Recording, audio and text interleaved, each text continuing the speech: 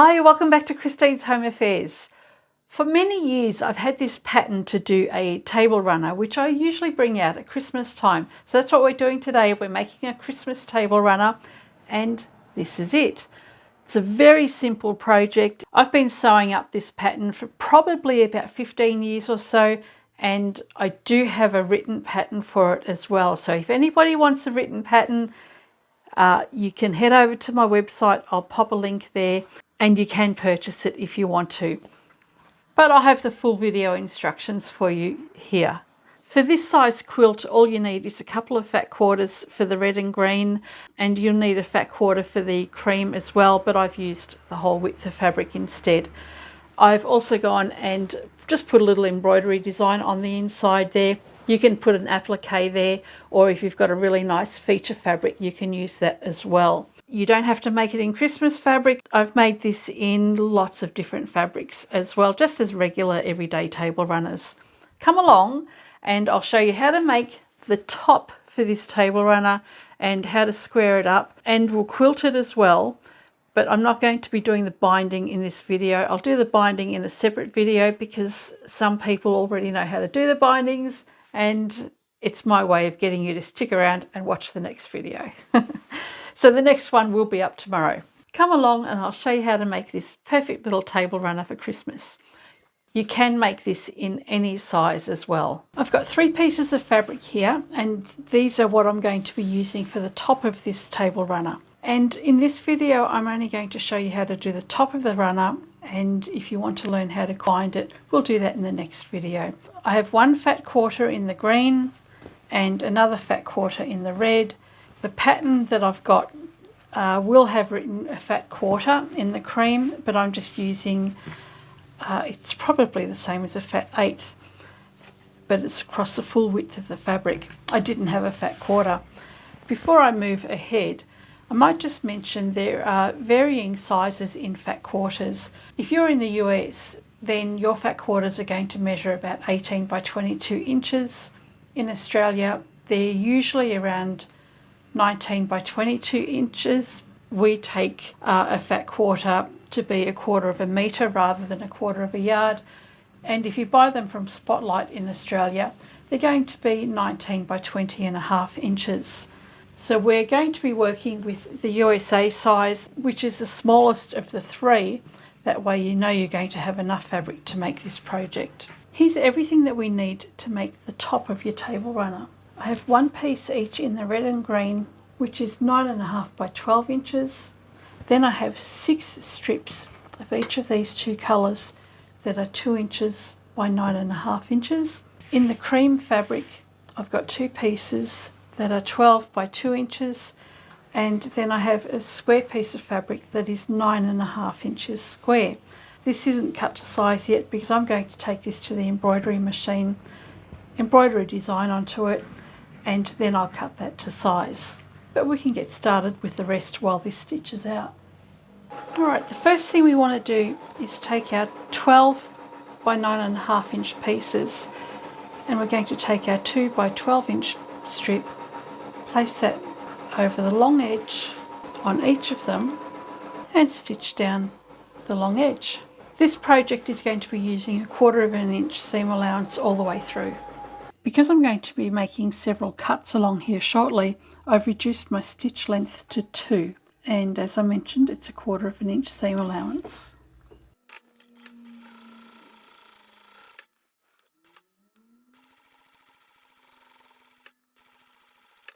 And I'll repeat for the other one.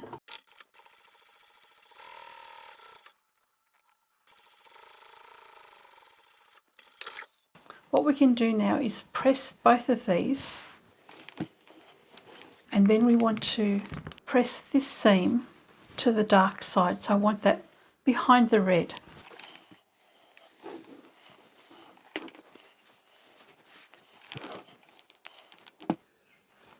And we'll repeat that for the green one.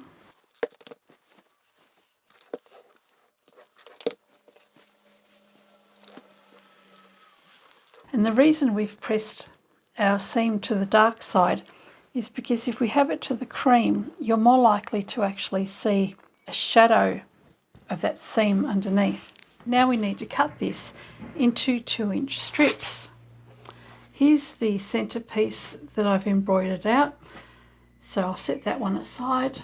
And to cut these into 2-inch strips and keep it straight as you're going, it's important to line up the side edge, but it's also important to line up this stitching edge as well. So I've got 2 inches across here. I'll line that up on the side edge of my fabric, and then this line here I'll bring down and line up with the straight edge of the stitching line, and then I can cut that out. So there's one strip there, and I'll cut the rest of it up as well.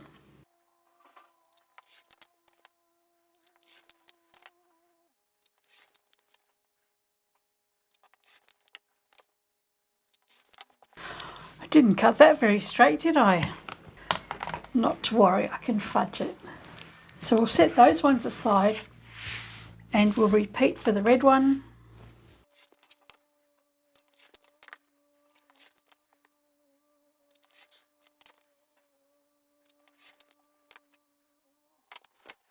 I obviously didn't square up my large pieces before, but that's fine, I'll use those last.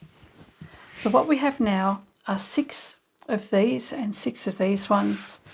And we also have 6 each of the 9.5 inch by 2 inch strips that don't have the cornerstones on them. Let's take our centerpiece now, and it doesn't matter which one you start with, whether you go with green or red first. I think I'll go with the green first. So what you want is the plain strip. Place that down on one side of the square, pin that in place. Grab another green one and place that over the other side, and we'll take this to the machine and sew those 2 green strips in place. Everything that we're going to do now is exactly the same. It's just a matter of repeating all of these steps. So 1/4 inch seam on both sides, backstitch at the beginning and the end as well.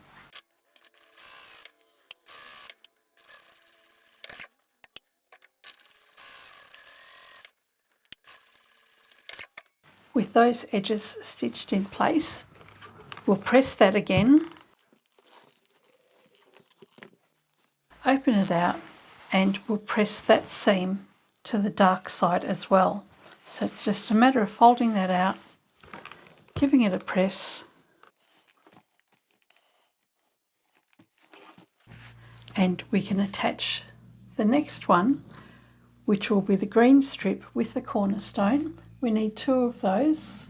So we're going to place that right side down with the cornerstone over the top here, and you'll see that this seam here is facing the dark side, and the seam underneath here is also facing the dark side. So the seams are going in opposing directions, and that's a good thing, because when we put these together, we'll line up the 2 edges, and you can see that they lock in together really well. So if you just give them a little bit of a wiggle, they'll stay in place, and this will enable you to have really nice matching corners or seams.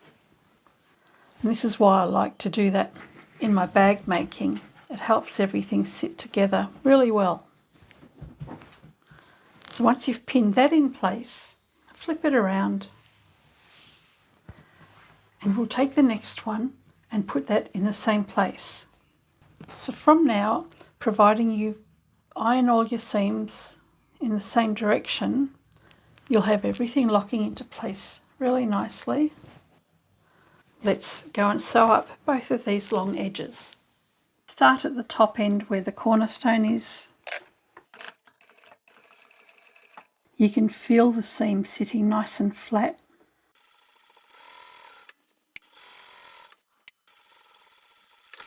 And we'll repeat for the other side.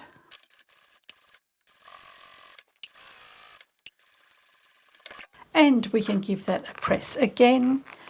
So there's lots of ironing involved in this project, as there is with many patchwork or quilted projects.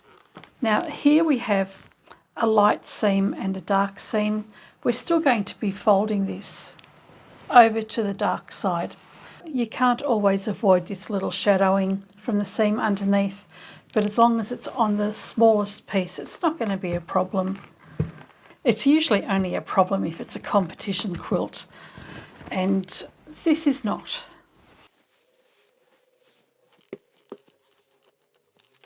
All right, that's one border done. This area here doesn't matter. We're going to be trimming that off later, so everything's going to be cut on the diagonal, so we don't need to worry about that. Grab 2 of your contrast strips, and we're going to place that with the right side faced down to the green, starting at the cornerstone, and pin that together. Then we can flip this around the opposite way, and we'll do the same. So you can see we're beginning to form a pattern here. Now we can sew the red strips.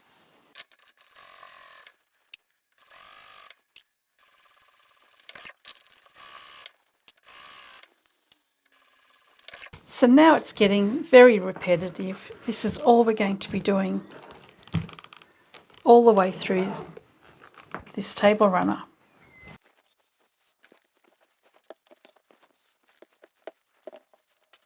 Grab the next red and cream strip. We're going to place that on the edge there and on the edge over here.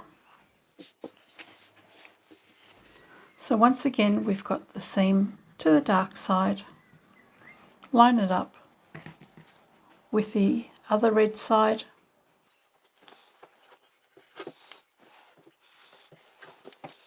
Repeat for this one. Those pieces are lined up now. Rather than sewing with the shorter piece on top, when I take it to the machine, I'm going to sew from this side and sew all the way down.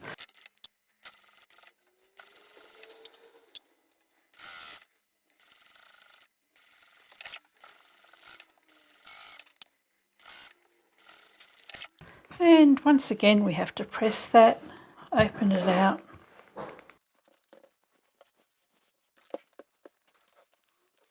So that's all you've got to do with this. You can stop here and make your table runner or centre table piece as small as this, or you can just keep on cutting up strips in the red and the green with your cornerstones and make it as long as you like. From here on, it's just repeating exactly the same steps every time. So I've done these in this regular size that I'm showing you now, but I've also done them like 2 or 3 meters long for our really long dining table, and they look great in regular fabric, Christmas fabric, Easter fabric, whatever you might like. This one here is now going over the top of that and along this edge here. So you can keep on going, doing the same technique all the way through. I'm going to change this just a fraction here because I like to see the bigger pieces at the top when I'm sewing. So I'm going to place this green strip over here. So by putting this one on this edge here instead of this, when it comes time to sewing this green and cream, that'll be placed along here. And I can see what I'm doing as far as stitching, so I can sew with this at the top. I didn't really like sewing the cornerstones upside down, so I'll take the small strip, place that over here, and I'll grab the other small strip and place that directly opposite. And now that I know the layout of this project, I can grab the other one with the cornerstone. I'm going to place that over the top, but all I'm going to do is pin it in place. And this is just so that I don't have to go back and forward from the machine to the table and the iron constantly. So if I just place that over the top here, when I'm at the machine, I can put that in position. So they'll be out of the way. I'm just going to sew this and this. Whilst I'm still at the machine, I'll put these 2 pieces on straight after. So these being the single pieces of fabric, I'm flipping this upside down. I'm lining up the top edge and the side edge. And you'll notice that I actually do a few stitches within the fabric area, And the reason for that is many machines will bunch up at the end, so I'd rather start sewing here and then backstitch and then go forward, and I don't have all that fabric puckering or gathering up at the beginning.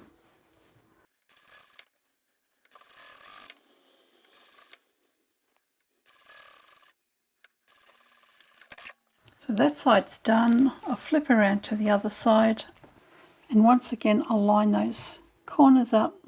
This just saves the time pinning constantly.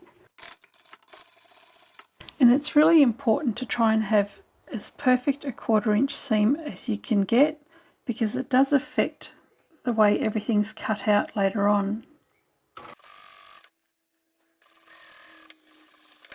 And most machines come with a 1/4 inch seam foot these days, which is a really good way for you to sew nice and straight. So I've got those 2 fabric pieces stitched on.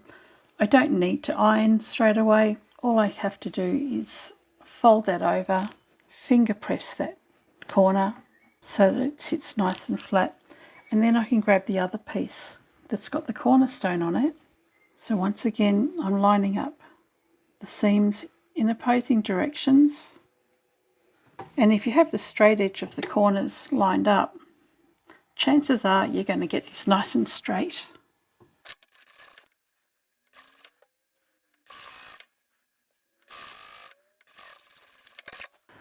And on the other side we'll do the same.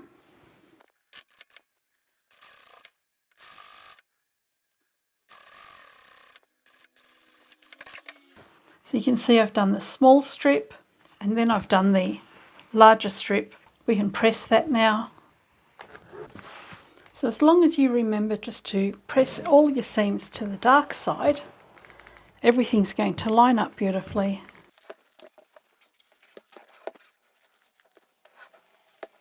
And you can see here how the seams are almost perfectly straight. This one's out just a smidge. This one's looking pretty good, and this one's not too bad either. So now that I've done that, I need red, and once again I'm going to do my red from this side down. Then I'll attach this one over on this side. It just saves your legs. You get to enjoy a little bit more time at the sewing machine rather than getting up and down every 5 seconds. So I know that this cornerstone is always going to step up. Just holding that in place so that I can stitch these shorter pieces down. If you're experienced at this, you might like this technique of doing the 2 pieces at a time. If you're not at all and it's just completely confusing you, just do each individual step as I've shown you at the beginning of the table runner. So my short piece is going over the top here, and line up the top and the side.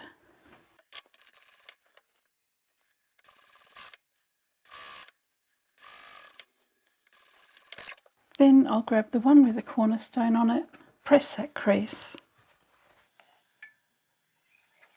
line up the top and the side, and that will help lock in that seam.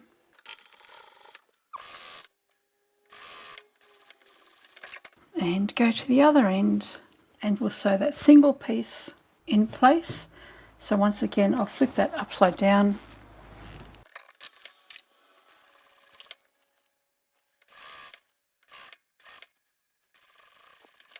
so once again line it up and lock it in place.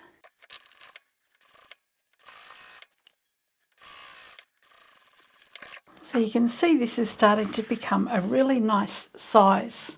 We've got 2 more rounds to go. So the next is the 2 short greens. We've got one here and another one down here. And then we have the long ones.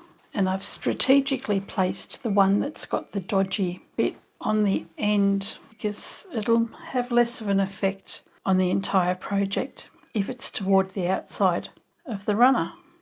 Just means I didn't take enough care when I was cutting the fabric. Alright, we'll sew the short one on both ends and then you can sew the long ones on. I've made several of these table runners, and when I was a quilt shop I used to make kits up with the pattern and the fabric so that people could go home and make their own.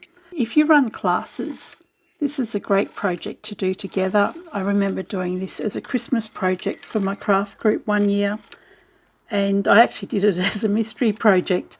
So I didn't tell them what they were making. They just all had some fabric and put their table runners together with their own fabric. So that's a good fun thing you can do with this little table runner. This is a great little project for teaching people how to sew straight, because we've got lots of straight lines to sew together here. And it's a great one if you've got people that are beginner. If you've got somebody that wants to learn how to do patchwork, this is a great little project that they can get done quickly and learn some of the basic techniques in patchworking. If you're short on time with your group, you don't have to make this as long as it is. Just do a couple of rounds so people get used to the technique, learn how to do all that straight sewing, the cutting, the piecing, and they've got a nice quick project that they can take home at the end of the day. If you're a teacher, it's also a great one to do with youngsters or anybody learning how to sew, because it's not a pair of boxer shorts or a pillowcase or something that others might think a little too mundane. Okay, here it is. We finished our table runner. This is the finished size based on the dimensions that I've given you. But as I said earlier, if you wanted to have something really long, you could make it much longer. Likewise, you could just halve the size and put less strips on there. But I think this is a really good size. This now needs to be quilted and have a binding put on it. And we also need the edges to be trimmed back as well. We need to measure how much binding we need for this now. So start at one end, grab your tape measure and just measure that length, which is about 11 inches.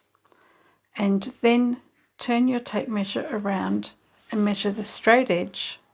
Come on down here, it's about 34.5 inches. Everybody's table runner is going to be slightly different because of your seam allowances and your pressing. Then come around again to the other end of the table runner, and I've got about 45.5 inches. Of course, we need to bind the whole thing, which means we need to do that side as well. So we'll double that. 45.5, that gives us 91 inches. Centimetres will be up on the screen shortly. So we need to have at least 91 inches of usable fabric joined together for the binding, but you also want to have a few inches extra for an overhang so that we can close up the binding when they meet. For this size, you're going to want to have 2.5 metres of strips all joined together, or 100 inches. We won't be binding this table runner in today's project. It'll be the next video. What we're going to do now is place our stabilizer to the back of this, and then we'll trim the sides. The stabilizer that I'm using for this table runner is a really lightweight fusible stabilizer. It's often known as Parlan, or just a lightweight fusible webbing. The product that I use and sell is called Parlan. I find that Parlan and a lot of other products that are synthetic feel synthetic, but although this is synthetic, I don't really know what it's made of. It actually feels like cotton, so it's got a really nice feel to it. It's actually really easy to work with as well. If you're in Australia, I do have that on my website. So what you want to do is measure the finished size of your table runner, cut a piece of stabilizer that is wider than what you need and longer than what you need as well. It's going to be easier to cut everything to size and fuse it all together if you make sure you've got enough fabric. So when you're fusing it to your fabric, I've only got a small mat here. I don't know where I've put my ironing board. So you'll place the fusible side faced up, place your table runner over the top, and so that you don't get sticky residue on your iron, use a Teflon sheet or baking paper, and you can iron that in place without doing any damage to your embroidery design, without melting your fabric if it doesn't like the heat. I have a feeling the red doesn't like the heat. And you can go and fuse the layer of fabric to your stabilizer and peel that off. No damage has been made to your iron from that sticky stuff. You can't even see it on here. And then you'll just move along and iron it in sections. So as you're doing that, smooth everything out so that you've got no ripples in there, and continue on down to the other end. So we're ready to quilt this now, and I have gone and shown you how to do all the quilting lines and forgot to hit record on the camera. So I'm going to keep this really simple. If you want to, you can go and make some really nice swirly designs on all of your strips, have something nice in the middle, but I just want to keep it simple. So I'm going to start at the top of the cornerstone here and just mark a curve and continue that curve around here and keep on going and fill in the curve on each of those cornerstones.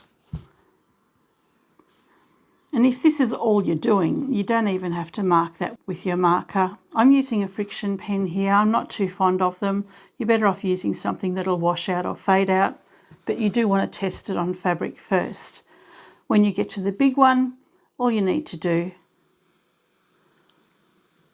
is mark your curve. Obviously that's not big enough, so I think I'll come out a bit more.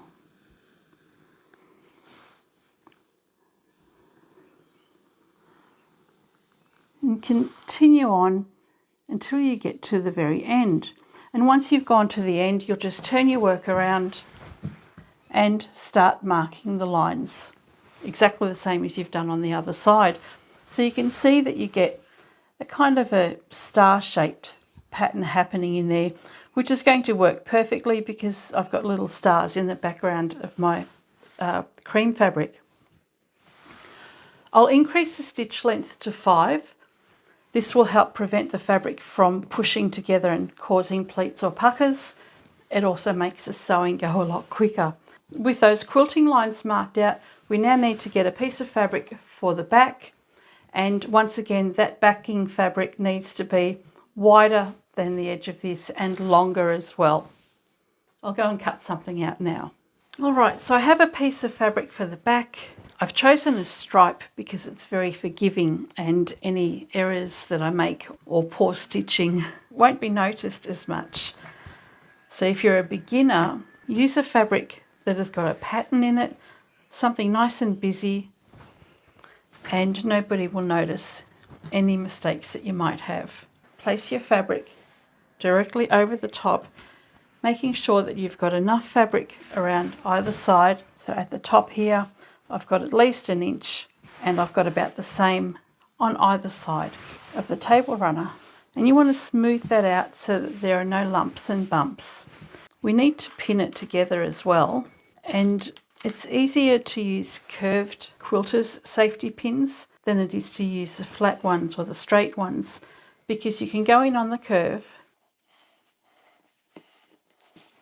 and your fabric is going to sit flatter than it will if you're using a straight safety pin. I like to pin mine in an area where it's not going to be stitched. That way I don't have to constantly remove pins as I'm going. Keep that nice and straight, and you can see I'm working from the centre and working my way out. That way if there are any puckers, I can smooth those out as I go. And I'm not pinning where the quilting's getting done because that'll just be annoying. Once you've done one end,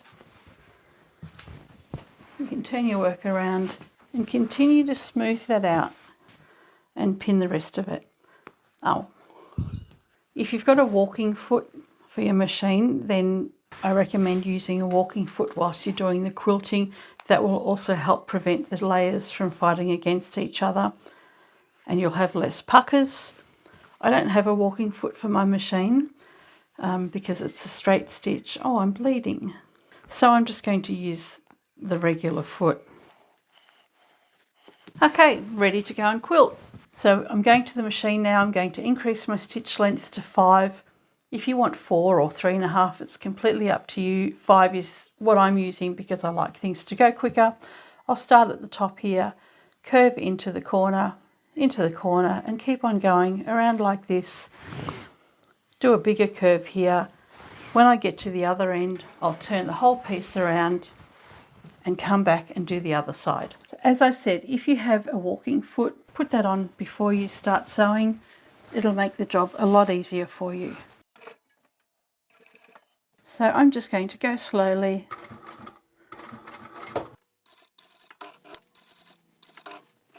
As I come into the corner, I'll stitch in the corner but continue on around the curve. All the while I'm just making sure that the fabric is nice and smooth.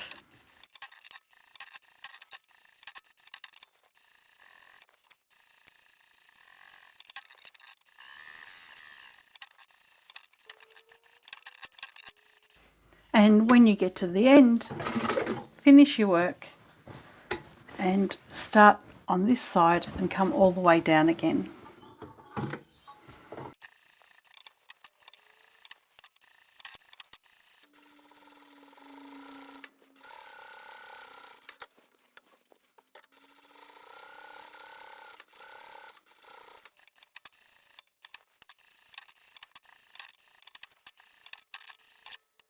And then we're done. Alright, the quilting has been finished. I've ironed it again to remove those lines. So you can see the row of stitching just leaves a nice little design in the cornerstones and then around the larger square as well. When you've pinned this together and before you take it to the machine, you want to just double check that the backing fabric is sitting nice and flat as well. You don't want to have any puckers underneath when you take it to the machine. What I've also done is secured the edges of the table runner, and I've done that because this isn't fused to any stabilizer, and when I trim it back I don't want it to get caught behind and have the wrong bits cut off. So I've stitched really close to the very edge. This stitching line isn't going to be seen because our binding will cover it. Down along the side I've stitched in between where the fabric ends and where this corner is as well. So as long as you stitch in between there and just go all the way down the edge there, it'll be fine. You won't see that stitching line. Now we're ready to cut it. If you don't have a rotary cutter and a ruler, then what you'll need to do is just take something with a straight edge and measure your lines, and then you can cut it with scissors. So for example, you can see where the fabric here meets in the corner and the outside edge. There should be 1/4 inch distance there because that's what my seam allowance has been, and from each of these points here it should be 1/4 inch. I'm not a perfect sewer, so it may not necessarily be perfectly straight. If I take the 1/4 inch mark here and line that up with the corner, the outside edge of my ruler is lined up right on the edge here, which is 1/4 inch, and it's exactly what I want. I will use that as my first reference point, and then I'm going to use the next corner, which is this one here, as my next reference point, and so on, because I want to line everything up with that. So my 1/4 inch line is going to line up with these points here. And what you can do if it's not perfectly square is just move your fabric across, put some pressure on the ruler,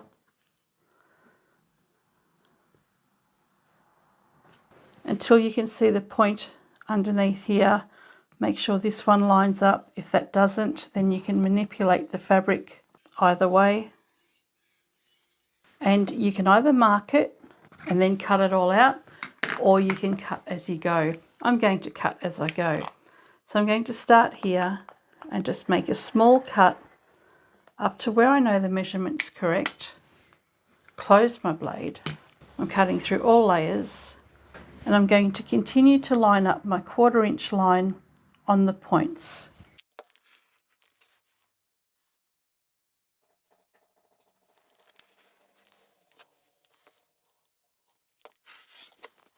When I cut the straight edge here, I'm going to use the straight edge of one of my stitching lines.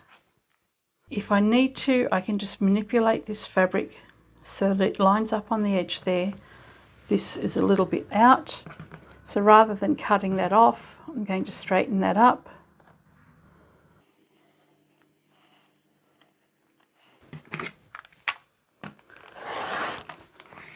And I'll just manipulate the fabric so that I've got a nice straight row to cut. And you'll repeat the same process on this side.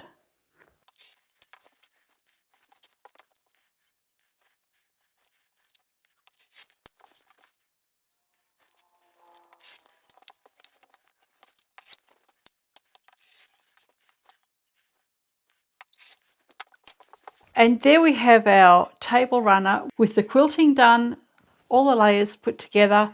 All that we need to do now is bind this.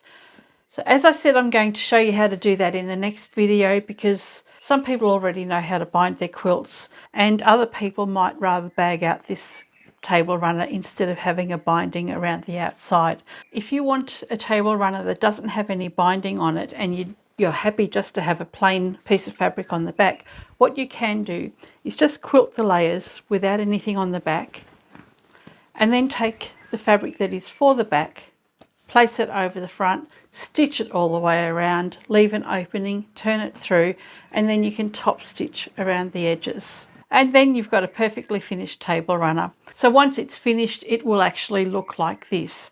I'd like to have a binding on it, so wait for the next video. It should come up tomorrow and I will show you how to bind this table runner. I hope you've enjoyed this video and I shall catch you next time. Bye for now.